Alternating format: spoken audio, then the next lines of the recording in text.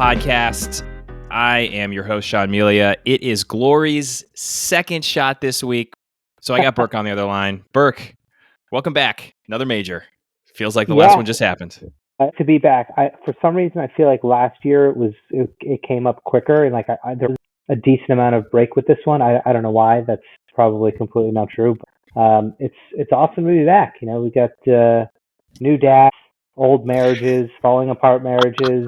You know, and I was just talking about Liv, the PGA, Jimmy Dunn, and everyone. I wasn't even talking about the people playing. But yeah, major week's always awesome. I think this course seems to have a lot of different opinions about it, but you know, it's had some pretty good tournaments there for sure. Yeah. Which, I guess that's a good thing, right? When it's 50-50, it feels those courses tend to generate some good stuff. I don't know if I feel like it's snuck. I mean, this definitely snuck up on me a little bit. I mean, I think Saturday rolled around and I realized I got to get Burke booked for a podcast because there's a major next week. And then we're going to blink and the US Open it's going to come quick because I think Father's Day is early this year. So yeah, we're really running through it. It feels like, you know, maybe it's a Scottie Slam kind of energy here with things coming so quick and so fast that no one's going to get their game quickly enough to catch him. But we'll talk about Scottie in a little bit. How can you say no one's going to get their game quick enough to catch him when we're coming off back-to-back wins from Rory McIlroy? He's got his game. He's got half. I mean, he's got a win and a half. Speaking about what he's going to have half of soon. Are we just going to run through as many divorce jokes? Do you have a list of them? I feel bad laughing. No. Oh, man. That was almost like we planned that one. No, we did not. We don't have joke writers from Tom Brady's roast. Yeah, Randy Moss. I called Randy Moss to see if he had any jokes, and he was out. He was done. He emptied the clip at the roast. But in all seriousness, in normal tournaments, I would say Rory won half of that. Whatever the Zurich was, by all accounts, Shane Lowry was all time bad. Yeah. He got. I think Rory did the carrying for most of that. I think you could actually make an argument that should be 1.5 wins because to have deadbeat weight and still beat a PGA Tour field is pretty good. Lowry hit some good shots down the stretch. I didn't really watch a lot of it, but I turned on maybe the last 3 or 4 holes. McIlroy hit like a heavy wedge out from the middle of the fairway. It might have been in a divot and left Lowry like 30 yards, and Lowry just plopped it 3 feet from the hole and just told Rory to go tidy it up.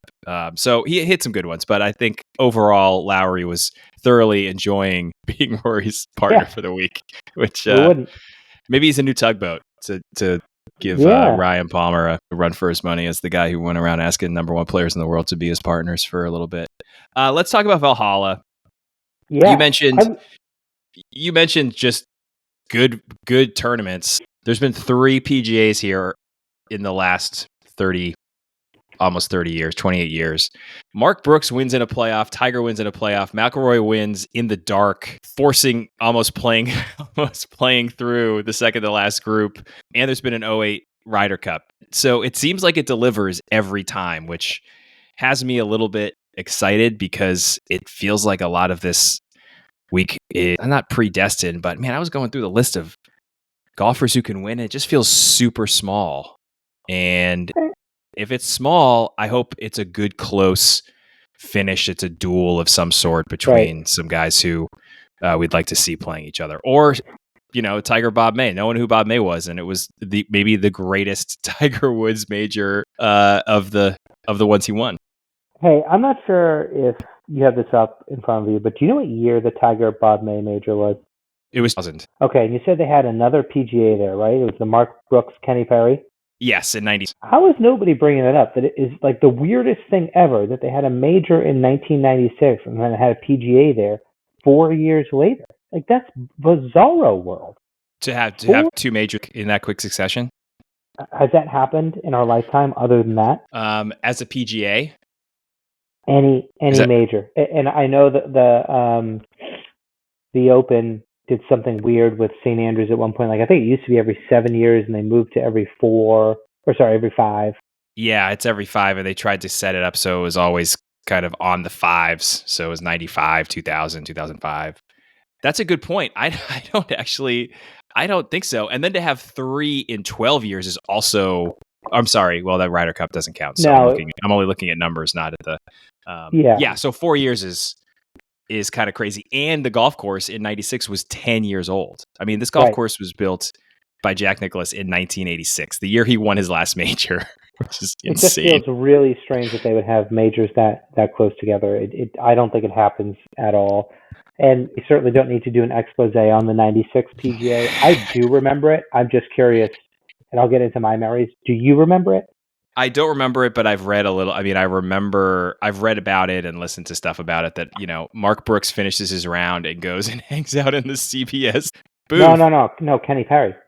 Kenny Perry goes up and hangs out in the booth, literally yucking it up, and they're like, dude, you should go maybe get warm. You've got a major playoff ahead of you. And then he loses. And that was before Kenny Perry got really hot, like in the mid to late 2000s. And, he choked away a Masters just in a preposterous fashion. Bogeying 17 and 18 from the middle of the fairway in each of them. But anyway, I just was curious if you remembered it, because I did remember it mostly just for Kenny Perry sitting in the booth. Yeah. And is he a local? He's a Kentucky guy too? I believe so, yeah. Right, yeah. So the whole thing was kind of a little bit storybook, and then it just came crashing down around him pretty quickly. Man, Kenny Perry, no majors. Just, the more you look at guys who have close calls and don't get one, and you try to figure out like who in this generation matches that, and I don't know, you start to look at Xander and all those guys. Conceivably, and I say this genuinely, and it's off the cuff, but if Kenny Perry picks off one of those majors, he's looking at being a Ryder Cup captain. Yes. And now he's not even in the conversation. That's how much it changes. Like Stuart Sink's being mentioned as a Ryder Cup captain just because he won that major. Yep. I don't know how old Kenny Perry is, but it could have been like, no, he was too good in 08. He could have been on that 08 team. He's been on the senior tour for at least, I want to say, 6 or 7 years. Yeah. He was on that team. He was on the team in Louisville. He was on that 08 team, right? Which was in Kentucky again. I think he's from Kentucky. So it is. It's just sliding doors for some of these. Scott Hoke is another one, right? Like, God, these guys who just were around and had like 2 or 3 cracks at it, and not even cracks at it, had one hand on the trophy or the jacket and kind of blew it. And then you've got 2000 with Tiger. I don't really have Tiger on the agenda to talk about. Is there, like, that major was incredible. I went back and read about it a little bit. They both shot 1 on the back 9. And Bob May, so Bob May was painted, and appropriately so, by the way, as this massive underdog. This guy, sort of scrappy, came from nothing. If you go back and look at, so Bob May and Tiger Woods grew up in the same area. And Tiger broke all of Bob May's records. He was an absolute stud junior golfer. Yeah. And so underdog, of course, not like the, not even close to like a Sean McKeel or Ben Curtis who won majors from nowhere. Yeah. The 15th hole, I was just going through Wikipedia today. May knocks it to 4 feet, and Tiger gets up and down, hits a 10-foot par putt. May misses his birdie putt, makes par, and still has a 1-shot lead, and Tiger birdies 17. Then he birdies 8. I think May birdied 18 too. May almost made a winning putt before Tiger hit his putt too. Right? There was a putt that May just missed on the edge, and then Tiger poured his like 6-footer in. I think they both made him on 18. Then May missed a birdie putt on maybe it was an eagle putt, but I just remember May barely missing a putt to possibly win, and just an incredible major.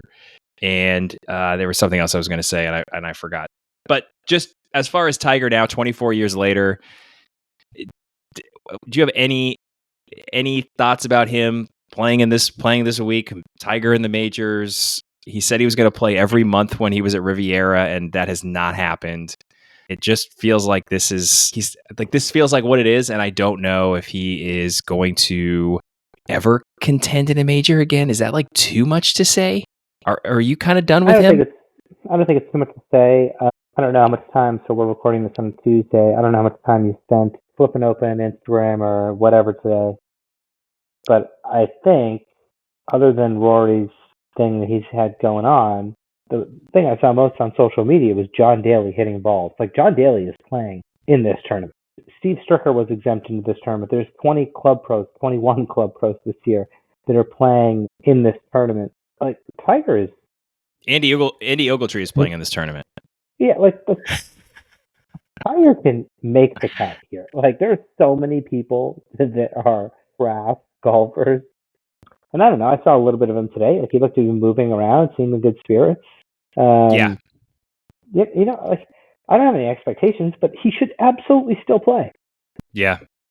Yeah, I mean, I'm not saying he shouldn't play. I think we end up in this, we're in this cycle of January, February rolls around. He shows up to Riviera. He's had like 7 months of not playing golf.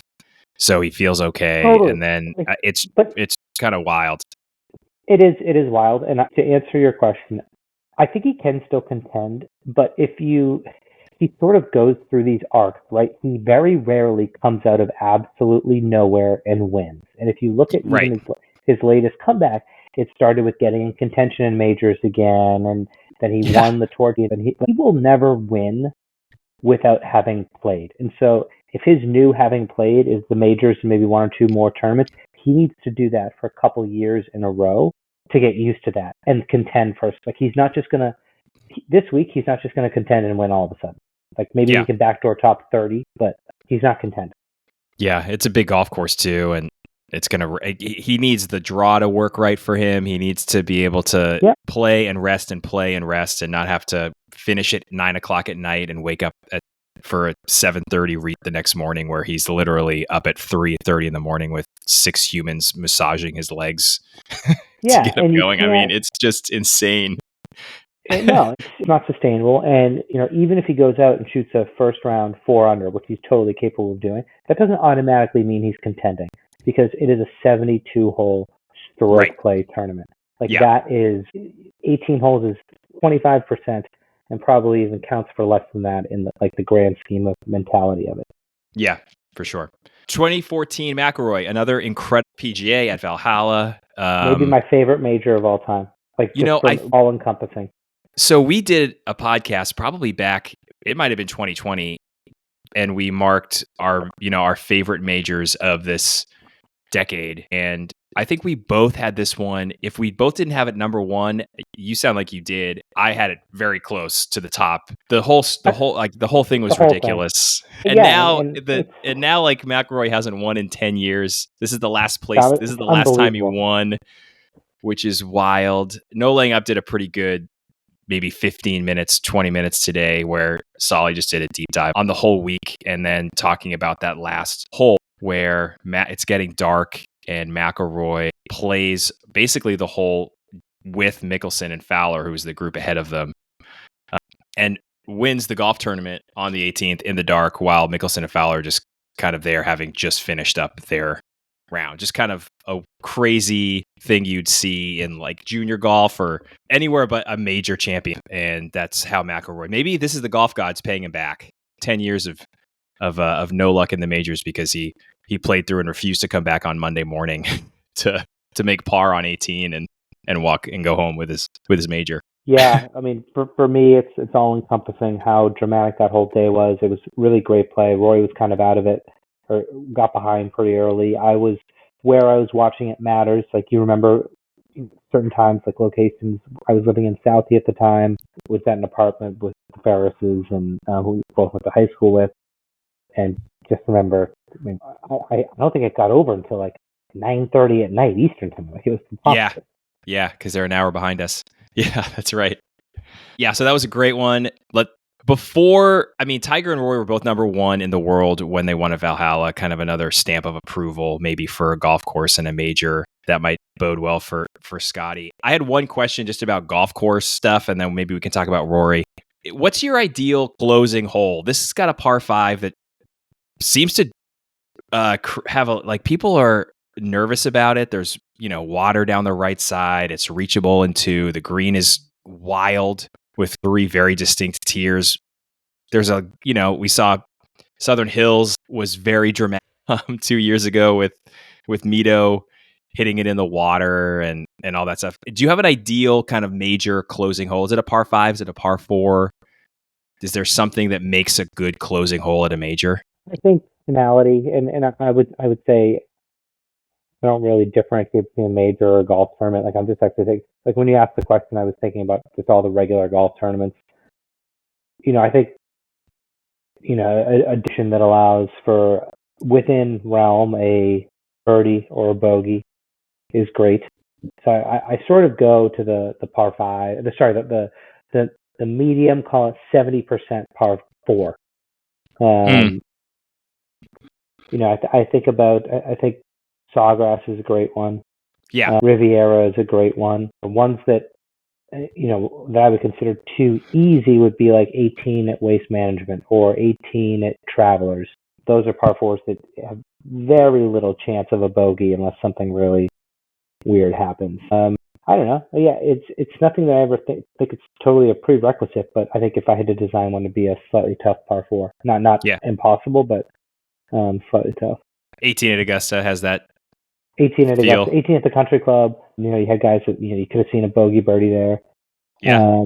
We almost did, and it took a great shot to make a par. Yeah. Right. Yeah, that's a good way to put it. Just optionality. I think it's always nice when a guy gets to the tee box and might have, thinking of Carnoustie and Van de Velde, like if you have a lead, you might have a choice to make. And if you're behind, you feel like I could make an aggressive choice and maybe make up a shot while the guy who I'm playing with, who's a shot ahead, might be thinking about like hitting a 3-wood or something shorter off the tee and just playing it safe. I feel like Justin Thomas in that whole discussion with Bones, that became kind of a big moment for him where he just had to talk it through and make a choice, and Mito Pereira could not do the same thing, and he hit his ball in that meandering creek. Yeah, so definitely not par 3 though. You wouldn't go par 3 closer? That's out? Yeah. I mean, you just lose such a massive part of the game, putting a par 3 as the closer. It kind of stinks. But you don't want a hole that allows somebody, like I think about one-shot leads, right? Or one-shot deficits. I think that's a way to put it. And if you have a one-shot lead and you step onto the 18th hole at Cromwell in Connecticut, like that, it's done. You're making the par. Yeah. Wyndham Clark last year, right? People seemed annoyed that he just hit it off the planet and made par. He still had to 2-putt from like 70 feet, which nobody talks about. But anyway, so my preference is a slightly different par 4. It doesn't allow you to coast, but if you hit 2 really solid shots, you get a birdie look. Yeah, I like it. All right, any thoughts on Rory? We talk a lot about Rory on here. We text a lot about Rory. Typically me texting you and you saying you're not interested anymore. I don't know, man. The guy's just an absolute content machine. I know, and now he's adding personally stuff to the whole thing too. It's like, it's just, it feels like so much. Why not wait a week? Why not wait a week? Like, why drop this? Did he want it like totally out there? Do you think it was going to come out anyway? I mean, I don't know. I would imagine he had very little control. I don't know. If you wait, it becomes a rumor, and the rumor becomes a thing you talk about. It didn't feel like anyone really asked him about it today, from what I could see. So, like, the divorce aside, which I don't know much about it, but my guess is today wasn't as big of a milestone as people think it was. Like, that milestone happened a long time ago. Sure. And there is a formality to it, but I mean, take the stuff aside. This is just classic Rory. I mean, just winning, looking like nobody could beat him last week. Running away with an all-star field. I mean, this is what he does. He'll shoot 70 or 67 and be in T18 going into Saturday. Yeah. Well, he now, one of your biggest gripes with him, or not gripes, but just observations that I think you were ahead of other people who, this has become more of a thing with Rory, is his just mixing it up and doing different things before every major. Saying this forever. Yeah. Well, now not to make light of it, but I mean, he's really going whole hog here. announcing that he's getting a divorce before, like 2 days before he plays in a major. That's the site of where he won his last major 10 years ago, while playing, finally kind of playing good golf and feeling like he turned a corner too. So I'm not touching him with a 10-foot pole this week. Once again, I've made my point. Harry Diamond is the one that I think he needs to truly move on from, and not anybody else. And I think I texted this to you. I texted it to some other people. Him leaving the player board in November feels like it might have been a little bit of like, I have to spend time with my family and maybe try to fix this before it becomes a divorce. And then 2 weeks ago or whatever, he's like, well, I guess that didn't work. So maybe I want to get back and get into work again. I mean, neither of us have been through a divorce, but I don't know. It just, the timing of all of it seems to match up with that as well. And now he's kind of left out in the cold, trying to figure out how to be a part of the player board. But who knows? Yeah, but I'm not touching him with a 10-foot pole. I said it last year. I'm going to stick to my guns. So he's a free pick for you. You picked him at the Masters. He did to you what he's done to me. And it wasn't even close. He was so bad. No, so bad. Yeah, I did it sort of as a joke, but then being like, oh, maybe Rory could do it. And I was like, wait, what are you doing? Is this you? Like, all right, let's move on. I came up with 2 little sections here. One, before we get to our picks, one is I put TikTok as far as a clock, and I picked 3 guys that maybe aren't feeling the pressure of time, but I think could potentially, in my mind, at least in my mind, playing it out a little bit and looking forward, might start to feel a bit of pressure if their performances mainly in the majors, because we've got 2 live guys on this list, don't maybe work out, or they are not as successful as they had hoped when they signed with live. I don't know if you saw Rahm's press conference today too, saying he still feels like he's part of the PGA Tour. Did you see any of that? Complete madness. I mean, that's just... Yeah, did you see it? Or hear it? About it. I couldn't watch it. And then Oberholzer losses, I think he said he wanted to wring his neck through the TV. I mean, it was like, okay. But I think Rahm, who I went back and looked at his majors from last year, he won the Masters. He finished T50 at Oak Hill. He finished T10, and then he finished second at the Open. So T10 in LA, and then second place where did they play the Open last year? Hoylake, right? At Hoylake, yeah. He finished second. Like, I feel like these next 3 majors for Rahm, after a really lackluster T48 at Augusta, we're going to see a very different Rahm if he doesn't have a good 3 majors. And maybe Liv sees a different Rahm too, where he starts to push for some changes. But is one worth watching in the next 10 weeks with these majors rolling through, because he was playing so well and then he jumped to Liv, and he was weird today in his press conference. He wasn't as short and prickly as he was at the Masters, but I mean, the stuff he had to say about the PGA Tour and was like, I don't think he really fully gets it. But he's on my watch list as far as guys who need to have maybe a good stretch here because of the move in, and like 4 bad majors or 3 bad majors after leaving for Liv and having a good major year last year wouldn't look great for Rahm. Yeah, I mean, I think all of these guys now face a question that's pretty unique to the sport. Like, and they touched on it in some podcasts I listened to. I've listened to so many that I can't remember now. But he's got, like, he doesn't have to really work. Like, he doesn't have to grind. And so, like, he's having his 3rd kid now. Like, does that affect how he prepares?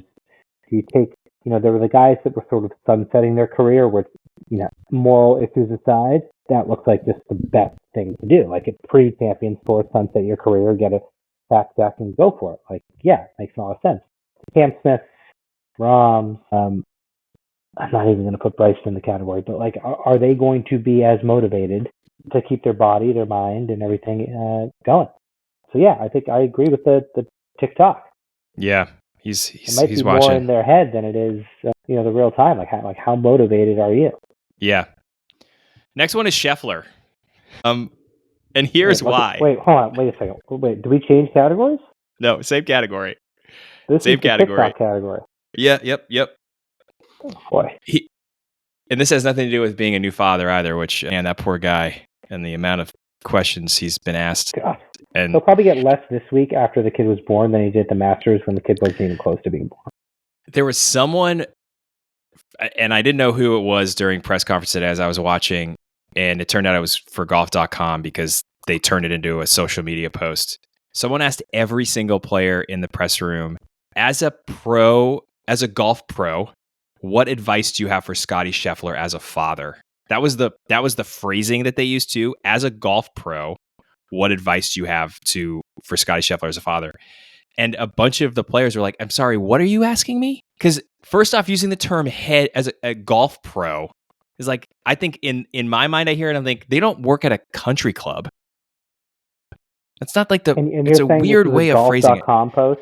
So golf.com turned it into social. So they asked Tiger, they asked Jordan, who's like friends with Scottie. So whatever. They asked Max Homa, who obviously gave kind of like a pithy, funny, clever answer about like, watch out for your getting dad back. It's a real thing and whatever else. But then they just turned it into a clip. But they asked every single person what advice they'd give to Scottie Scheffler. Scottie Scheffler has turned into what Tiger Woods was in the like thousands, when every press conference there was a question about Tiger Woods. It feels like they're all asking about all the other players about Scottie Scheffler. That was a Hideki thing too, with the Japanese media. Yeah. So anyways, I think for Scottie, as far as time, he's now at the time of the calendar where he's never won. The latest event he's ever won in a calendar year was Harbour Town this year. He's won 2 Masters. He's probably going to win another Masters, but he's never won another major.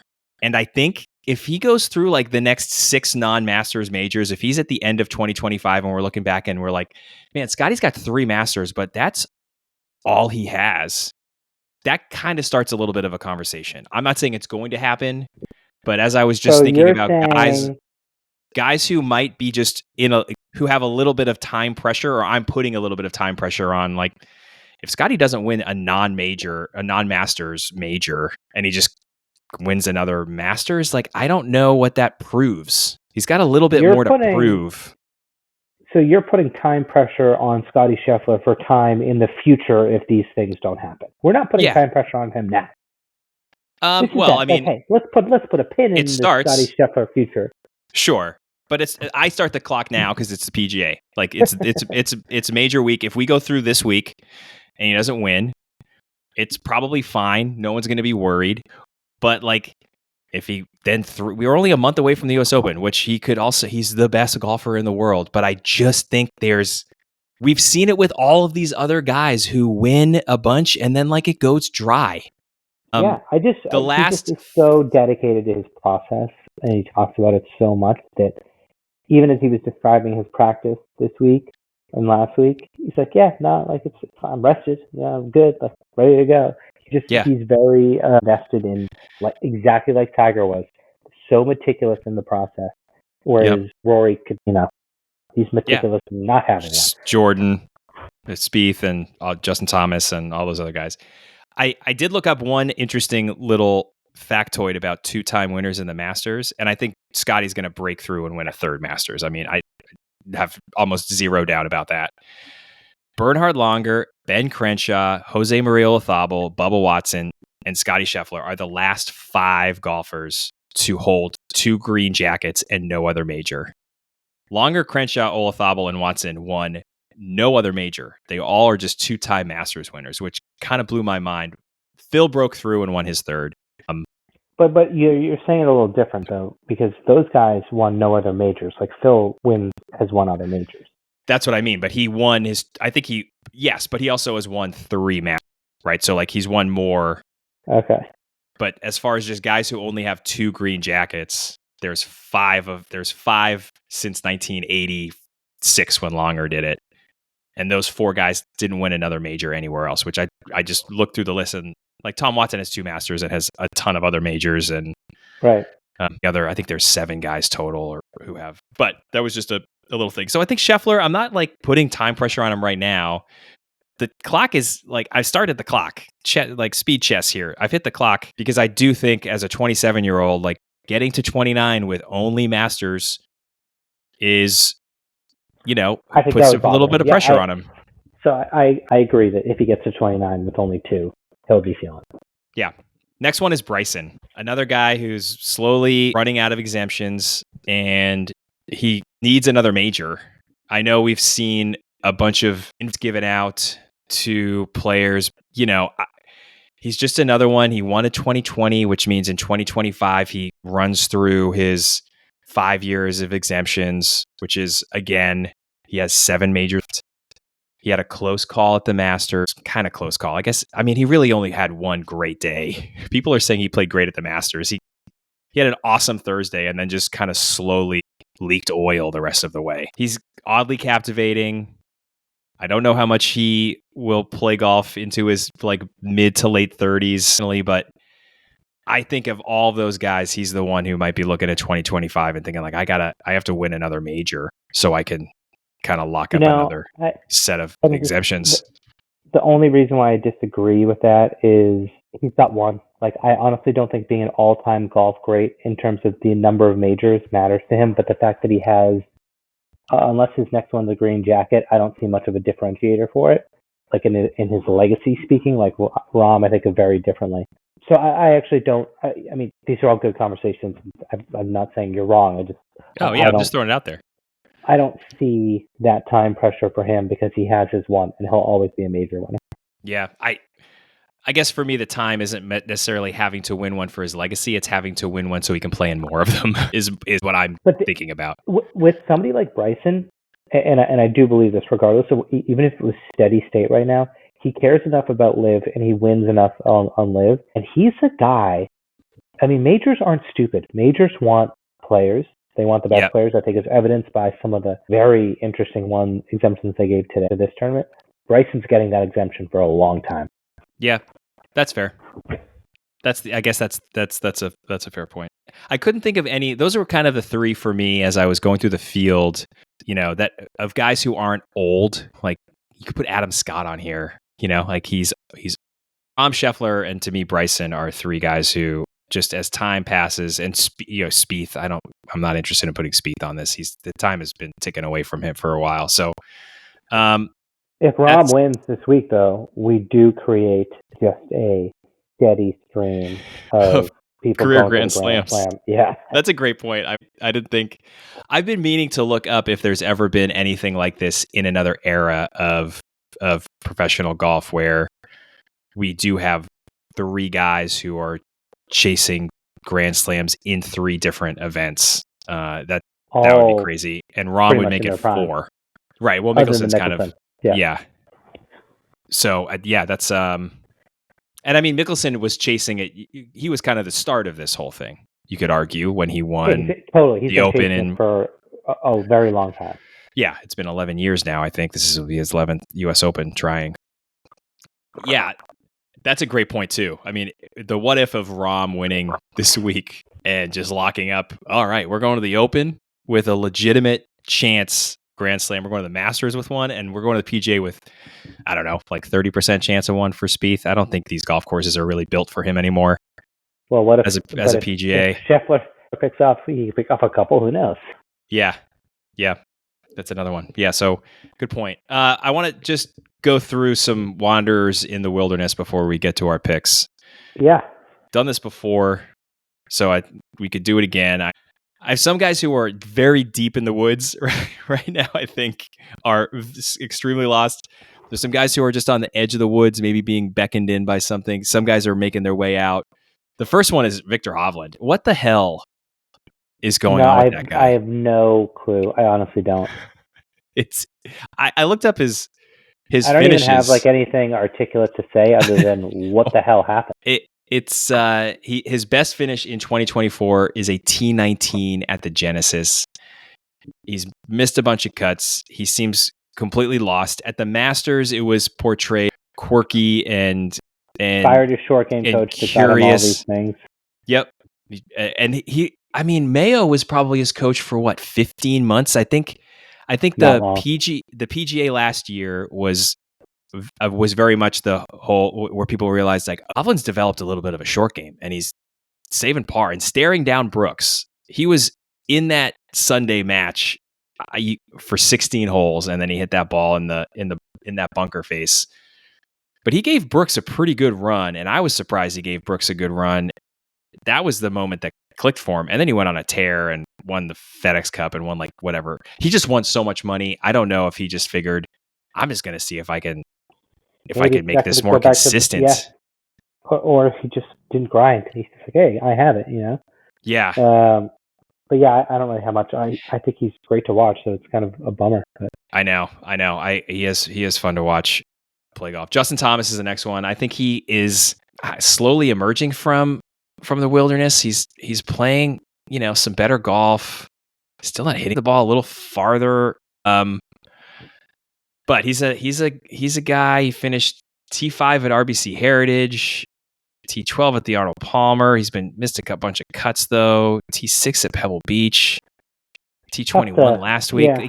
He's in the phase when, I mean, you and I play very, very limited competitive golf, but when we play golf, there's those stretches of times where you play like great, and then 4 days later you go out and you play terrible, and then you'll play really good again, and you're not sure like what the hell the things you should be focused on are, because the bad pops up, but the good feels pretty good, and you're kind of searching for it. And he seems like he's in that phase right now where he's got some things that he's doing well, but those bad things pop up, and he gets cut every other event is basically his rhythm right now. But I feel like he's coming around. I don't like him this week. Maybe the Kentucky Louisville thing, I think it almost might be more of a distraction for him. He seems like that kind of person. But yeah, I don't know. On JT. People thought that the Ryder Cup was going to spur him on. That didn't happen. I know. I feel like he's been better this year than last, but it's more spurts and has not felt like, I know you mentioned a couple high finishes, but it hasn't really felt like he's had a chance in the mix on the last day. Maybe he's been through 36 holes. He fired Bones, obviously, his caddy. Right, which, again, these guys, that probably came off as a bigger story than it really is. These guys fire their caddies all the time. I don't know. I mean, it'll be interesting to watch them. I think Bones liked doing TV, and I think he thought there was a chance with that open chair that he could maybe get a pretty good job at NBC. Yeah, maybe, but he has proven to them that he could go back onto the course at any time. And yeah, right. I think that's sort of part of what, the apprehensiveness with Kisner, and they want, I think, eventually will want continuity. Yeah. Amazing. Think if Mito Pereira just makes par at Southern Hills on the 72nd hole, Justin Thomas will have going into his 7th year without a major. I know that's like kind of a weird thing to say. Like, he won a major. That you can't just go back to the what if, but it was so dry for him before he won. He was not playing well in 21 and 22. And then he gets this pop of a major that he stumbled into a little bit. I mean, he was an hour ahead on Sunday and shot a good number. But again, like you said, it wasn't like he was in the cauldron until the very end. But it is just another what if. Like, him and Spieth would both be looking at each other like, man, we haven't won a major since 2017, either of us. And we were kind of looking like the two guys who were going to spur on the tour for the next, decade and a half. So he's an interesting one. Jordan Spieth, I think he stumbled upon a lost tribe in the woods. They might have thrown a blow dart in his neck, and he seems he's just pretty much living in the wilderness at this point. I don't think he hates it, but I think that's where he is. Yeah, I think, just said slightly differently, but maybe the exact same point. It's kind of sad how average it is. Yeah. After how great it was. Yeah, I mean, like it's just, there's just nothing going on. Like, even his caddy conversations with Michael sound forced now when I hear him. Like, it's like he's doing it because he knows he's on PGA Tour Live and that's what people want to hear. And yeah. Like, I don't know. It's definitely, like, he provides no excitement anymore. I mean, people still will do like the Spieth things, but I don't know. I'm kind of, unfortunately, starting to agree with Andy Johnson's just a guy take, because I love Spieth. I honestly do. Like, he was probably the last 10 years since he's been around, 2015. He's probably been my favorite player. Yeah, I know. He's so likable. And he was so young, and like his perspective was so good as a 21, 22-year-old who had the world in his hands. And now he's 30 and he's a dad. He seems kind of beat up. I watch his press conferences and he's just not as engaged. I don't know. I feel bad. He's definitely one of those guys though. If he had a good week at a major, or Saturday afternoon rolled around and he was in the hunt, like everyone would be, especially this one. Yes, for sure. With the Grand Slam on the line. So he's so enticing, and it would give people this glimmer of like, man, that was 10 years ago now too, which is also, or 9 years ago, but he came on the scene 10 years ago. Patrick Cantlay. Yeah, his win was 9 years ago, but he almost won the year before against Bubba. It's 10 years. That's right. He's been here. Yeah. Cantlay, I don't know. I actually just don't have much emotion towards him. Like Spieth at least has much emotion. Yeah. I just don't care. I know. I don't either. I don't get why seemingly, and I say seemingly because we don't know much, but I don't understand why him of all people seems to have power amongst the players. Like I don't know how that works. But yeah, I genuinely nothing to say about him. Yeah, and he usually makes his money playing good PGA Tour golf, and he's been really lackluster all season, except for he finished T4 at the Genesis and T3 at Heritage. So, the elevated events or signature events, he's like, I'll cash in. And, T68 at the Players, T22 at the Masters, T29 at Wells Fargo. I don't know if he's just distracted or maybe he just is not, does not look like the guy he typically at least is outside of the majors, which is concerning. And who the hell knows? Maybe he has a great week this week. And it goes back, like, does he love golf? Like, he's made so much money. He doesn't need to do much, right? With the sponsors, he could coast. He's in all the signature events. And it just takes another level to beat a Rory McIlroy or Scottie Scheffler who loves golf. And yeah, I wonder too, if I know he had he had a horrible experience with his best friend dying. Yeah. Like being right there, like holding his friend. I believe the story is right. He was there when his friend died. He's had back surgery and it looked like he might never play again after being one of the best amateurs in the world.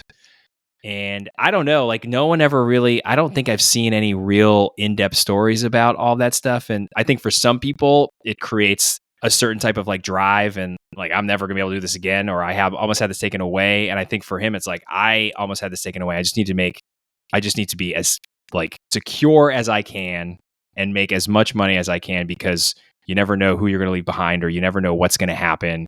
And like trophies aren't going to make me feel better at the end of the day.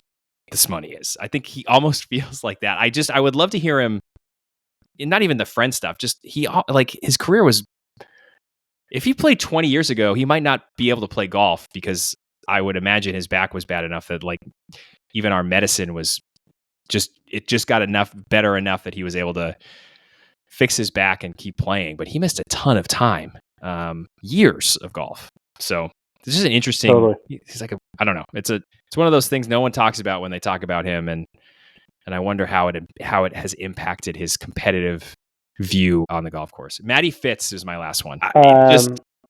People thought he was making a turn. We joked about the weight in the driver grip at the, whatever, was that at the Masters, I think, or just before the Masters? And it might have been in the middle of the Masters. No, you know what? It was in, and I think we just talked about it during the Masters, because he had an actually pretty good run after he figured that out. He finished fifth at the Players, so maybe it was the Players that it happened.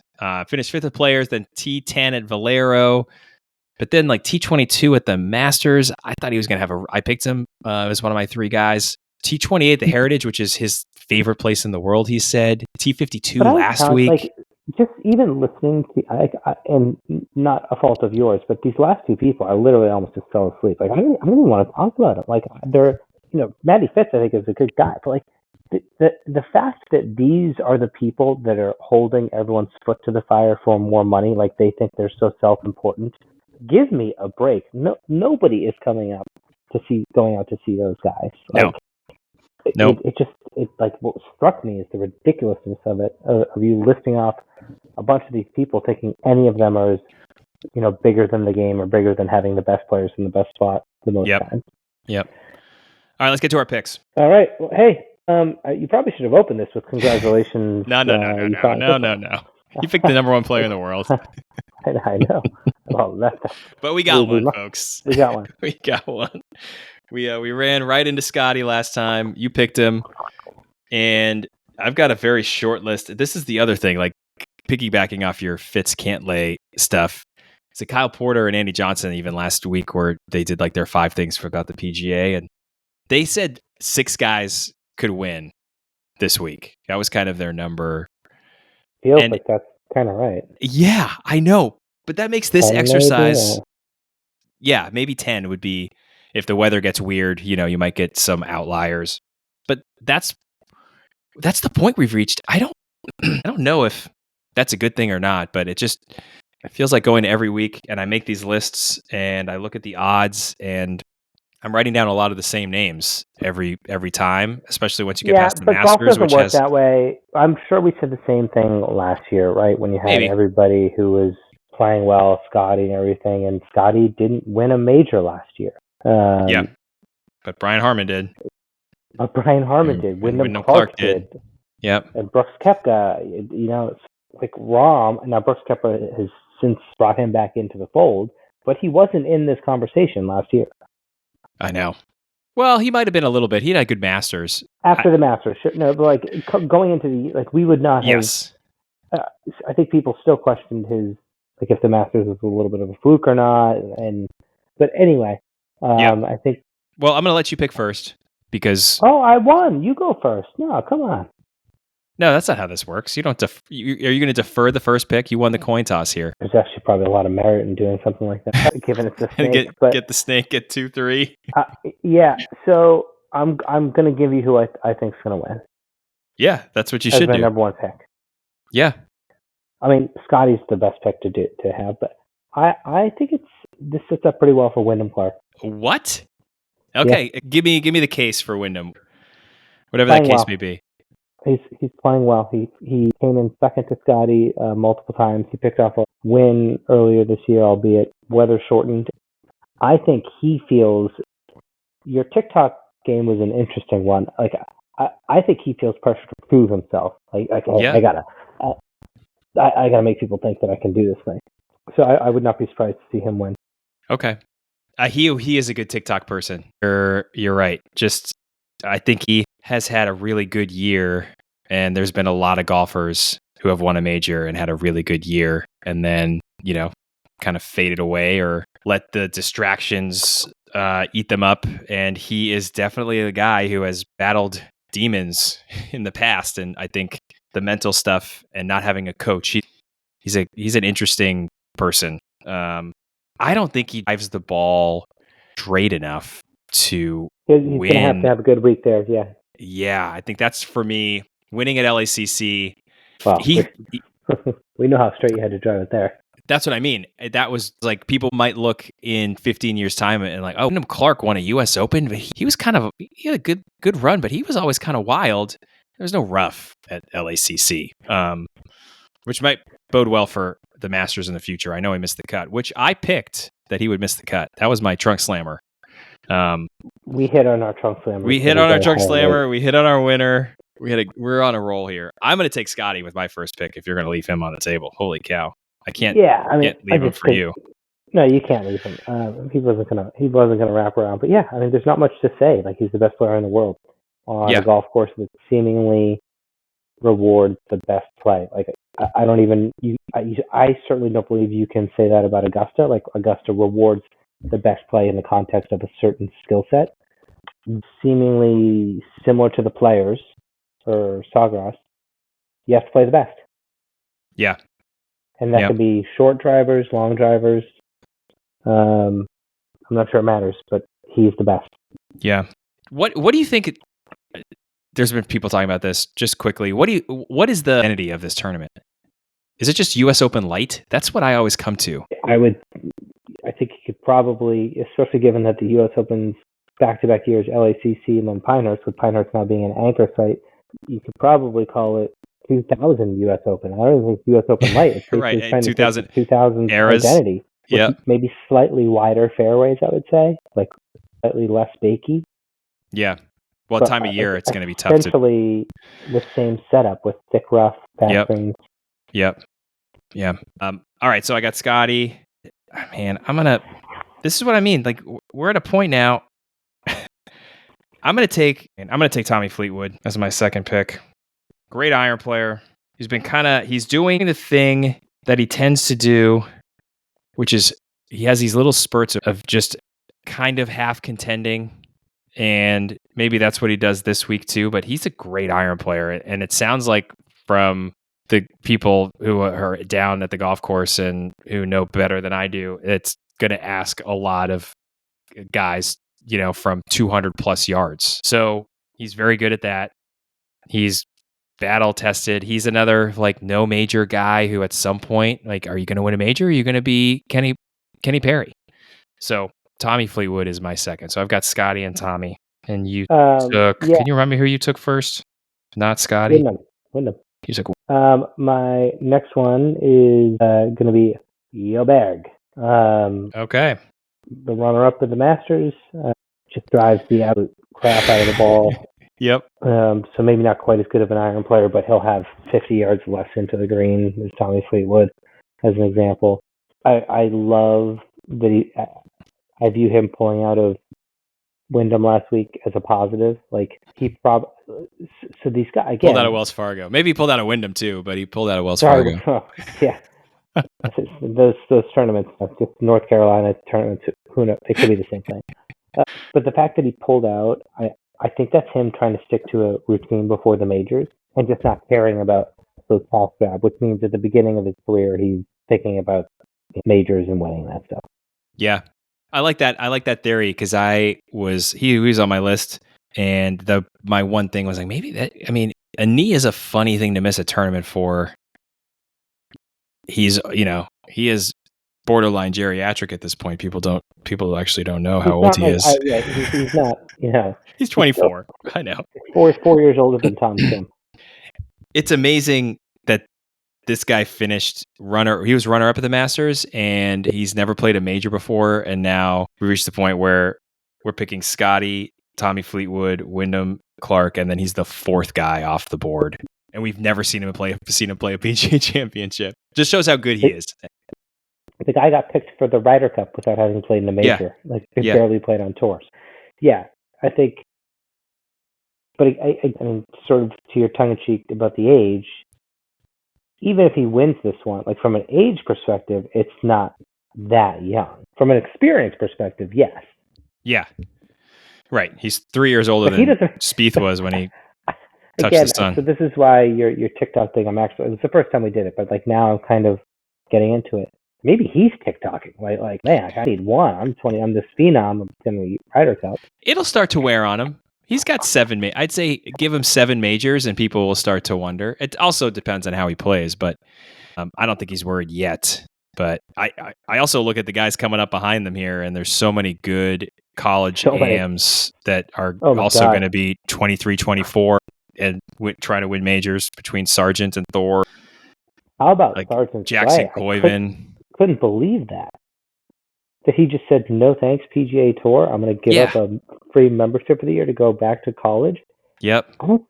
Sort of bizarre, but well, he's got the card. The card's waiting for him. Whenever he presses go, then it's TikTok for him, and he's got to start to earn points. And I wonder. I have no insight into this, but I wonder if he watched Dunlap. If he's been watching Dunlap and thinking like, I might just want to be at school another year. Dunlap has had a hard time. He's not playing great. I know he was thrust into it and it was all really done quickly. I don't know if he regrets that or not, but maybe he just saw Dunlap and like finishing dead last in these signature events and realizing like, I don't get any signature events. I have to earn my way into those. Maybe I spend another year. I get my short game needs some tightening up. I can maybe win the NCAA this year, play in the Masters, just do all the stuff I want to do as an AM, take my time, maybe try to win a U.S. Amateur. And he could probably get into any tour event he wanted to, other than the signature events. For sure. Like, he'll play in the Amex next year. He'll be the amateur they invite. For sure. You got one more pick. I'm going to go Max Homa. Okay. I think I've reached the point. I said this at the very end of last. I don't know if he wins a major. I think he's one of those guys. He just has been. I don't like saying it. He's been playing really well. Like, it's not very consistent, really well. I feel like at the Masters, he really, he was excellent. I don't think he made birdie on the last round, or maybe it was the third round. He didn't make a birdie, but I just thought he was really good. And like, I don't know. I think he's ready. I really do think he's ready. I very much think he's going to win a Masters because he is just continuously, every single year, it feels like he's getting better, and he's like now he's getting into contention and Masters or majors, and like he is on that train of getting to be a major champion. He's another TikTok because what is he 31, just starting to kind of round into shape here. But I don't know, because I think so. Actually, I won't go there. But if I don't see him as a TikTok, because he can look back to the last 6 years probably and say, I've gotten better each year. Getting better each year, and whether it's mentally or physically, that's really good. So you show the ability to identify weaknesses and make them better, which is a skill in and of itself. Yeah. Okay. So you take Homa. All right. My last guy is another one who I think if he just drives the ball well enough, he played great at Southern Hills until the end, is Cam Young, who I know I took at the Masters too and kind of bombed out, but I'm going to take Cam Young. So Scottie, Tommy, and Cam as my three, and you've got Wyndham, Obear, and Homa. So with respect to Young, I think he's going to need to go through a similar type progression. As Homa? Before. Or just kind of that golf a normal growth progression, right? So yeah. I feel like he has, and he dipped. Without winning. Right. That's true. But he came onto the scene, and he was, that 20. Yeah. He was rookie. Was he rookie of the year in 22, or was that 21?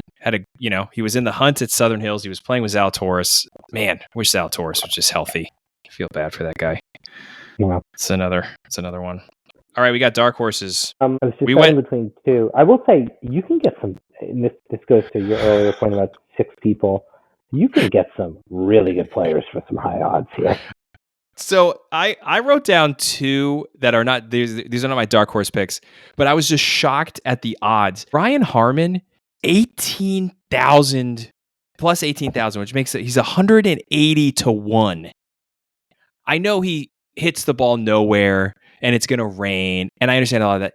The motherfucker won the British Open last year. I know. Ricky Fowler is 200 to 1. He was in the last group at the U.S. Open 11 months ago. Hey, I know he hasn't played well, but it's just incredible. Like, some of these odds are insane. And then you get guys like Joaquin Niemann, who's 35 to 1. Like, what are we doing? I don't believe in that guy at all. Joaquin Niemann has better odds to win than Wyndham Clark.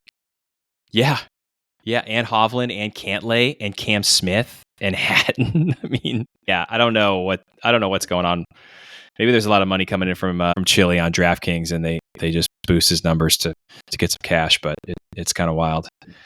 So who's your dark horse? I was deciding between 2. One is a dark horse to win, and then my other is like a dark horse sneaky top 10. But the win, my official pick is Harris English. Okay. I feel like he's had a good year. I feel like he's won enough where he wouldn't be a deer in the headlights totally winning, right? Like, he obviously hasn't seriously contended in a major, but these are dark horses, and hits the ball far enough, has played on big stages, Ryder Cups, etc. He could win. Okay. Who was your other one, just for kicks? That is actually sneaky, been playing well this year too. Tom Hoagie, like a backdoor top 10. Yeah. I think he can get that for just a ball striker. Can play tough golf courses. Might shoot 63 one of these days. Like, he just has that weird ability. It's like, let's go to Tom Hoagie. He's on 16. He's 8 under today.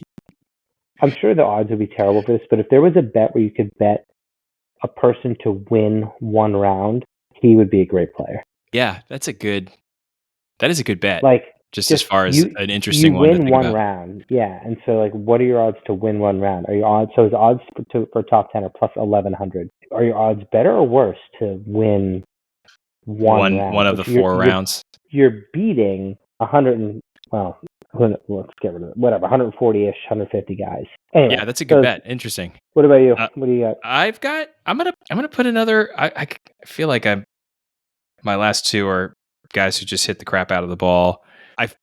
Jake Knapp feels oddly like a guy who maybe could just he's had a good season. He's been playing a bunch, obviously. He's hits the ball a mile. He hasn't played in a lot of majors. He played in the Masters. I don't think he made the cut. But just as I was scrolling through and looking at those long odds, he's playing well. He just lost. Who did he lose to a couple weeks ago? Yeah, he was in the hunt again, right? He was. I don't know. I don't have his stuff in front of me right here, but yeah. So he's been a guy who just kind of pops up every now and then, hits the ball really good. I don't know if he's going to be, a dude who's going to win, but I think he definitely. He lost to Pendrith. Yeah. He was in the last group. Yeah. Okay. That's right. Cup, the CJ Cup Memorial. Yep. So T4 Cognizant, he had a crappy run in the middle there from March to that 8th place finish, but maybe he pops this week. Who knows? Sometimes it's like what I think Tiger said this a couple years ago. You just need to have 1 or 2 weeks where you hit the ball great and you're going to make a season. And maybe Jake Knapp hits the ball awesome this week and overpowers Valhalla. I think that's the only way you can really contend. So that's my pick. So you've got Wyndham, Ludwig, Aubert, Homa, and Harris English. I've got Scottie, Tommy, Cam Young, and Jake Knapp as my dark horse. Any trunk slammers? Cam Smith stink. Why does that stink? I like Cam Smith. He's kind of the one live guy that not sure he's totally in it, and I think he can get pretty squirrely with the driver. So yeah, that's why I kept him out of my top 3. It would be fun to root for him, but these types of golf courses don't feel like they're for him. I'm gonna say, yeah. I hope he gets himself sharp. We didn't talk about Brooks.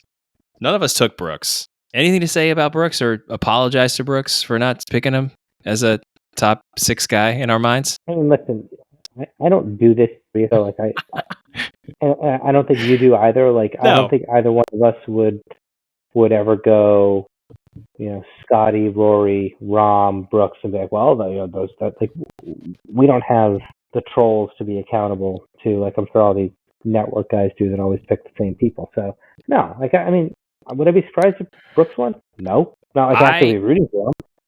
I think Brooks, when he shows up to some of these tournaments and is being talked about, actually doesn't play as well. I think there's been a bunch of people talking about him, a bunch of people picking him. He's won 3 of the last 6 PGAs. This place is built for him. These tournaments are made for him. Like, he would have won 6 U.S. Opens in the 2000s. And I think that harms him a little bit when he comes in and people are just thinking he's going to play well. I know he's got the great mental game or whatever else, but I think he's going to have a good week. I just don't think he's going to win. So I didn't pick him. Yeah, but we'll see. Maybe we'll get burned by Brooks. Wouldn't be the first time. Nope, it would not be. All right, well, we've kind of wrapped. That's it. We've got our own TikTok here pushing us past 9:30 on a Tuesday night. We're getting too old for this stuff. Yep. Well, I hope everyone enjoys the golf, and Burke, we'll have you back. It'll be like the blink of an eye. We'll be talking about Pinehurst number 2, a place we've both played, which will be fun to talk about. I got all my notes to go through with everyone. Yeah, can't wait. All right. Thanks, Paul. All right. See ya.